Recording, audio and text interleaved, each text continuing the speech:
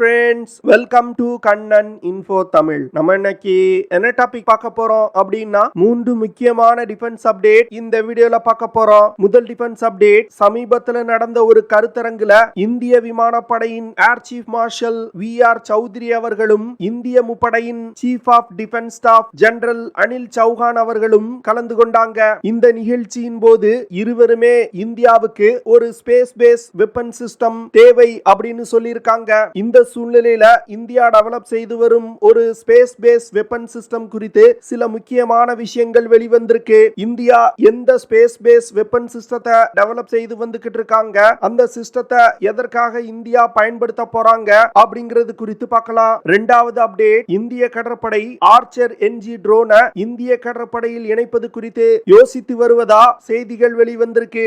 எதற்காக இந்திய கடற்படை ஆர்ச்சர் என்ஜி ட்ரோனை பயன்படுத்த போறாங்க, ஆர்ச்சர் என்ஜி ட்ரோனோட செயல்திறன் மற்றும் சிறப்பு அம்சங்கள் என்ன அப்படிங்கிறது குறித்து பார்க்கலாம். மூன்றாவது அப்டேட், இந்தியா டெவலப் செய்து வரும் பிரம்மோஸ் என்ஜி மிசைல் குறித்து சில முக்கியமான விஷயங்கள் வெளிவந்திருக்கு. அது என்ன விஷயம், பிரம்மோஸ் என்ஜி மிசைல் டெவலப்மெண்ட்ல என்ன மாதிரியான முன்னேற்றங்கள் ஏற்பட்டிருக்கு அப்படிங்கிறது குறித்து நம்ம டீடைலா இந்த வீடியோல பார்க்கலாம். நம்ம சேனல்ல டிஃபென்ஸ் மற்றும் ஜியோபாலிட்டிக்ஸ் சம்பந்தமா தினம் ஒரு வீடியோ பப்ளிஷ் பண்ணிட்டு இருக்கோம். உங்களுக்கு நம்ம சேனல்ல பப்ளிஷ் ஆகக்கூடிய வீடியோஸ் பிடிச்சிருந்துச்சுன்னா சேனலை சப்ஸ்கிரைப் பண்ணி சப்போர்ட் பண்ணுங்க. நீங்க பண்ற ஒவ்வொரு சப்ஸ்கிரிப்ஷனும் எனக்கு அடுத்தடுத்த வீடியோஸ் போடுறதுக்கு ஒரு மோட்டிவேஷனா இருக்கும். தற்போதைய நிலையில கடல், ஆகாயம் மற்றும் தரையில மனிதர்கள் யுத்தம் செஞ்சு வந்துகிட்டு இருக்காங்க.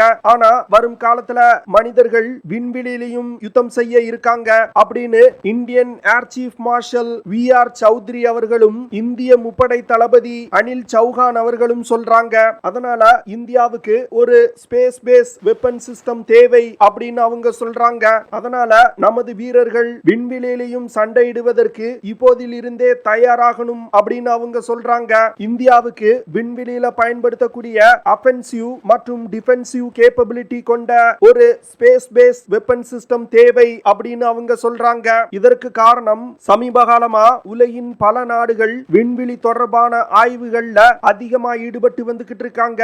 அதனால வரும் காலத்துல விண்வெளியிலும் தங்களுக்கு தேவையான இடம் தொடர்பா யுத்தம் நடப்பதற்கு வாய்ப்பு இருக்கு. அதனால இப்பொழுதிலிருந்தே இந்திய வீரர்களை விண்வெளியில் சண்டையிடுவதற்கு தயார் செய்யணும் அப்படின்னு இந்தியன் ஏர் சீஃப் சொல்றாரு. தற்போதைய நிலையில் இந்தியாவிடம் லேண்ட் பேஸ் அஃபென்சிவ் சிஸ்டங்கள் தான் அதிகமாயிருக்கு. அதனால வரும் காலத்துல ஸ்பேஸ் பேஸ் அஃபென்சிவ் சிஸ்டத்தையும் இந்தியா டெவலப் செய்யணும். அது மட்டும் இல்லாம இந்திய விமானப்படையின் தரத்தை உயர்த்தி வரும் காலத்துல இந்திய விமானப்படையை ஒரு ஏர் ஸ்பேஸ் போர்ஸா மாற்றி அமைக்கணும் அப்படின்னு வி.ஆர். சௌத்ரி அவர்கள் சொல்றாரு. இந்திய விமானப்படையை ஒரு ஏர் ஸ்பேஸ் போர்ஸா மாத்தணும்னா ஸ்பேஸ் சிச்சுவேஷனல் அவேர்னஸ் மற்றும் space denial exercise, space control exercise போன்ற ஆபரேஷன்கள்ல இந்திய வீரர்களுக்கு பயிற்சி கொடுக்கணும். சிலர் கூட நினைக்கலாம், தற்போது உள்ள தொழில்நுட்பத்தை வச்சுக்கிட்டு எப்படி மனிதன் விண்வெளியில சண்டையிட முடியும் அப்படின்னு. ஆனா எப்போ நாசி ஜெர்மனி V2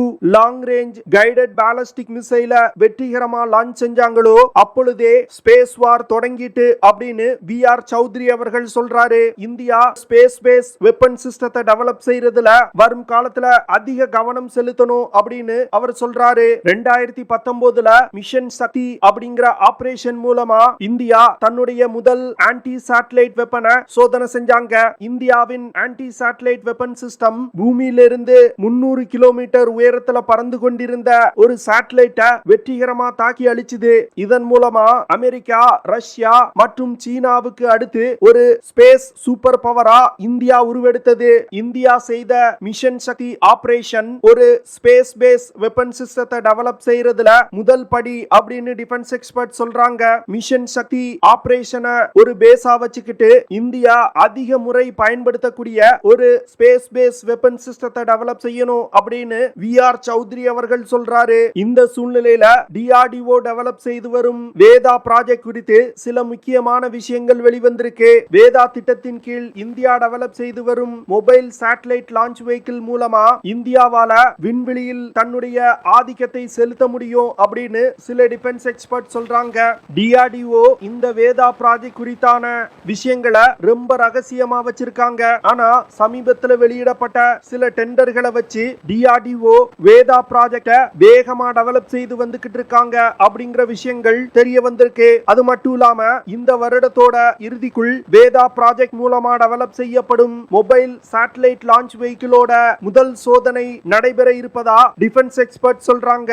வேதா திட்டத்தின் கீழ் டெவலப் செய்யப்படும் மொபைல் சேட்டலைட் லான்ச் வெஹிக்கிளை பயன்படுத்தி ராணுவத்திற்கு தேவையான டிஃபென்ஸ் சேட்டலைட்டுகளை ISRO நிறுவனத்தின் உதவியின்றி ராணுவத்தால் லான்ச் செய்து கொள்ள முடியும். வேதா திட்டத்தின் கீழ் டெவலப் செய்யப்பட்டு வரும் மொபைல் சேட்டலைட் லான்ச் வெஹிக்கிள்ல K4 சப்மரீன் லான்ச் பாலிஸ்டிக் மிசைல்ல பயன்படுத்தப்பட்ட இன்ஜின்கள் பயன்படுத்தப்பட உள்ளது. ப்ராஜெக்ட் வேதா திட்டத்தை இந்தியா எதற்காக டெவலப் செய்யறாங்கன்னா, இந்தியா வேதா ப்ராஜெக்ட் மூலமா மொபைல் சேட்டலைட் லான்ச் வெஹிக்கிளை எதற்காக டெவலப் செய்யறாங்கன்னா, ஒரு யுத்த நேரத்துல எதிரி நாடுகளால் இந்தியாவின் சேட்டலைட்டுகளை தங்களுடைய ஆன்டி சேட்டலைட் வெப்பன்களை பயன்படுத்தி தாக்கி அழிக்க முடியும். இதன் காரணமா இந்தியாவுடைய டெலிகம்யூனிகேஷன் நெட்வொர்க் முழுவதையும் ஸ்தம்பிக்க வைக்க முடியும். அது மட்டும் இல்லாம சேட்டலைட் கம்யூனிகேஷன் இல்லனா இந்திய முப்படைகள்ல பயன்பாட்டில் உள்ள மிசைல்ஸ், ஃபைட்டர் ஜெட் விமானங்கள், ட்ரோன்கள், மிசைல் டிஃபென்ஸ் சிஸ்டங்கள் போன்ற எந்த ஆயுதங்களையுமே பயன்படுத்த முடியாத நிலை ஏற்படும். அப்பொழுது எதிரிகளால் இந்தியா மீது மிக எளிதா தாக்குதல் நடத்த முடியும். இதிலிருந்து இந்தியாவை காப்பதற்காக தான் DRDO இந்த வேதா ப்ராஜெக்ட கையில் எடுத்து டெவலப் செய்து வந்துகிட்டு இருக்காங்க. இந்த வேதா ப்ராஜெக்ட் மூலமா டெவலப் செய்யப்படும் மொபைல் சேட்டலைட் லான்ச் வெஹிக்கிளை பயன்படுத்தி குறுகிய காலத்துல அதிக சேட்டலைட்டுகளை லான்ச் செய்ய முடியும். இதனால தடைபட்ட சேட்டலைட் கம்யூனிகேஷனை இந்தியாவால் ஒரு சில மணி நேரங்கள்ல திருப்பி எஸ்டாப்ளிஷ் செய்ய முடியும். அது மட்டும் இல்லாம பிரத்யேகமா யுத்தம் நடக்கக்கூடிய இடத்தை கண்காணிப்பதற்கு தேவையான சிறிய வகை சேட்டலைட்டுகளையும் இந்த மொபைல் சேட்டலைட் லான்ச் வெஹிக்கிளை பயன்படுத்தி லான்ச் செய்ய முடியும். மொபைல் சேட்டலைட் லான்ச் வெஹிக்கிளை பயன்படுத்தி அதிக எண்ணிக்கையில நானோ சேட்டலைட்டுகளையும் லான்ச் செய்ய முடியும். எதிரி சேட்டலைட்டுகளின் சுற்றுவட்ட பாதையில நானோ சேட்டலைட்டுகளை எஜெக்ட் செய்ய முடியும். இதன் மூலமா எதிரி சேட்டலைட்டுகள் மீது நானோ சேட்டலைட்டுகளை மோதச் செய்து எதிரி நாடுகளின் சேட்டலைட் கம்யூனிகேஷனை துண்டிக்க முடியும். வேதா திட்டத்தின் கீழ் டெவலப் செய்யப்படும் மொபைல் சேட்டலைட் லான்ச் வெஹிக்கிளை பயன்படுத்தி சேட்டலைட்டுகளை லான்ச் செய்வதுடன் எதிரிகளின் சேட்டலைட்டுகளையும் தாக்கி அழிக்க முடியும். வேதா திட்டத்தின் கீழ் டெவலப் செய்யப்படும் மொபைல் சேட்டலைட் லான்ச் வெஹிக்கிளை ஒரு இடத்திலிருந்து இன்னொரு இடத்துக்கு மிக எளிதா டிரான்ஸ்போர்ட் செய்ய முடியும். அதனால இந்த சேட்டலைட் லான்ச் வெஹிக்கிளை பயன்படுத்தி இந்தியாவுடைய எந்த பகுதியில் இருந்தும் இந்திய ராணுவத்தால் மிலிட்டரி சேட்டலைட்டுகளை லான்ச் செய்ய முடியும். ஒரு யுத்த நேரத்துல ISRO நிறுவனத்தின் சேட்டலைட் லான்ச் பேடுகளை எதிரிகள் தாக்கி அழிப்பதற்கு வாய்ப்பு இருக்கு. அதனால இந்தியாவால் தங்களுக்கு தேவையான சேட்டலைட்டுகளை யுத்த நேரத்துல லான்ச் செய்ய முடியாத நிலை ஏற்படுவதற்கு அதிக வாய்ப்பு இருக்கு. இது போன்ற இக்கட்டான நிலை வராமல் தவிர்ப்பதற்காக தான் இந்தியா இந்த வேதா ப்ராஜெக்ட டெவலப் செய்து வந்துகிட்டு இருக்காங்க. இரண்டாவது அப்டேட், இந்திய கடற்படை ஜெனரல் அட்டாமிக்ஸ் நிறுவனத்தால் தயாரிக்கப்பட்ட 2 MQ-9B சி கார்டியன் ட்ரோன்களை லீஸுக்கு எடுத்து தற்போது பயன்படுத்தி வந்துகிட்டு இருக்காங்க.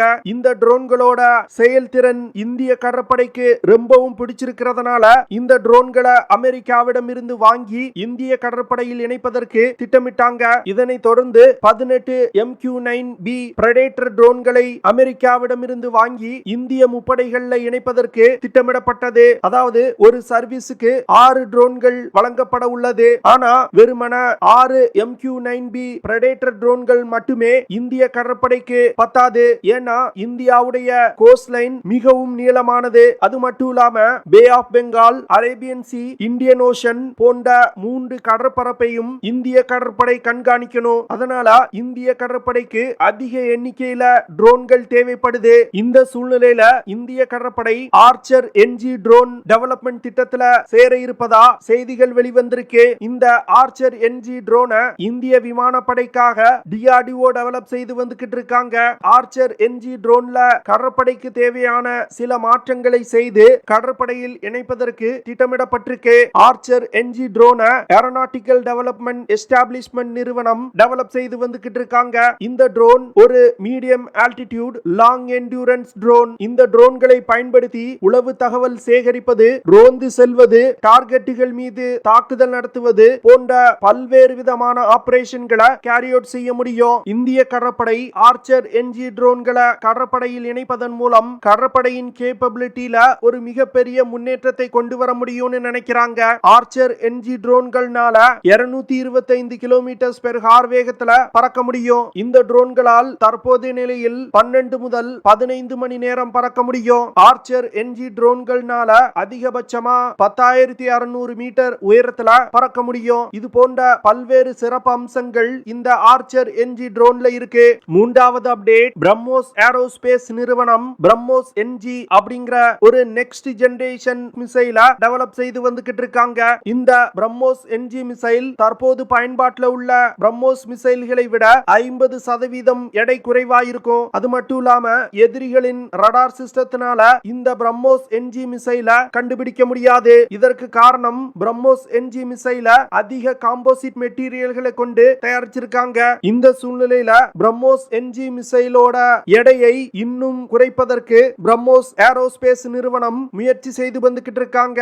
அதாவது பிரம்மோஸ் என்ஜி மிசைல 1.3 டன் எடை கொண்ட மிசைலா மாற்றி அமைக்க போறாங்க. இதன் மூலமா உலகில் உள்ள அத்தனை ஃபைட்டர் ஜெட் விமானங்கள்லையும் பிரம்மோஸ் என்ஜி மிசைல பயன்படுத்த முடியும். குறிப்பா சொல்லணும் அப்படின்னா ரஃபேல் போர் விமானங்கள்ல ஸ்கால்ப் அப்படிங்கிற ஒரு அதிநவீன மிசைல் பயன்படுத்தப்படுது. இப்போ இந்தியா பிரம்மோஸ் என்ஜி மிசைலோட எடைய 1.3 டன்னா குறைச்சிட்டாங்கன்னா இந்த ஸ்கால்ப் மிசைலை விட பிரம்மோஸ் என்ஜி மிசைல் எடை குறைவா இருக்கும். இதனால உலகில் உள்ள எந்த ஒரு ஃபைட்டர் ஜெட் விமானத்தாலும் பிரம்மோஸ் என்ஜி மிசைல எடுத்து சென்று தாக்குதல் நடத்த முடியும். பிரம்மோஸ் என்ஜி மிசைல்ல உள்நாட்டிலே தயாரிக்கப்பட்ட சீக்கர்கள் இணைக்கப்பட உள்ளது. இந்த சீக்கர்கள் உதவியோடு டார்கெட்டுகளை கண்டுபிடித்து மிக துல்லியமா தாக்க முடியும். அது மட்டும் இல்லாம பிரம்மோஸ் என்ஜி மிசைல்ல அதிநவீன ஆக்டிவ் எலக்ட்ரானிக்கலி ஸ்கேண்டரே ரடார் சிஸ்டம் பயன்படுத்தப்பட உள்ளது. இதனால டார்கெட்டை மிக எளிதாக கண்டுபிடித்து மிக துல்லியமான தாக்குதல்களை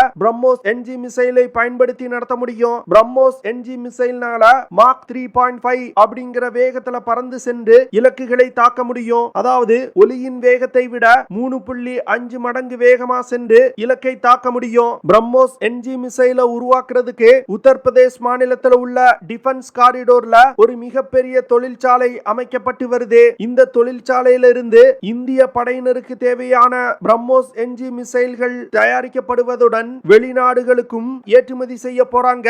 இந்தியா பிரம்மோஸ் என்ஜி மிசைல Su-30 MKI மற்றும் தேஜஸ் MK-1A விமானத்துல இணைத்து பயன்படுத்துவதற்கு திட்டமிட்டிருக்காங்க. ஓகே ஃப்ரெண்ட்ஸ், நம்ம வீடியோவோட நிறைவு பகுதிக்கு வந்துட்டோம். இதெல்லாம் தான் நான் உங்ககிட்ட ஷேர் பண்ணணும் அப்படின்னு நினைச்ச விஷயங்கள். ஐ ஹோப் நான் ஷேர் பண்ண விஷயங்கள் உங்களுக்கு பிடிச்சிருக்கும் நினைக்கிறேன். அப்படி பிடிச்சிருந்துச்சுன்னா ஷேர் பண்ணுங்க, லைக் பண்ணுங்க, கமெண்ட் பண்ணுங்க. மறக்காம நம்ம சேனலுக்கு சப்ஸ்கிரைப் பண்ணுங்க. அப்படியே அந்த பெல் நோட்டிபிகேஷனை கிளிக் பண்ணி ஆல்ங்கிற ஆப்ஷனை எனேபிள் பண்ணிக்கங்க. See you in the next video. Jai Hind.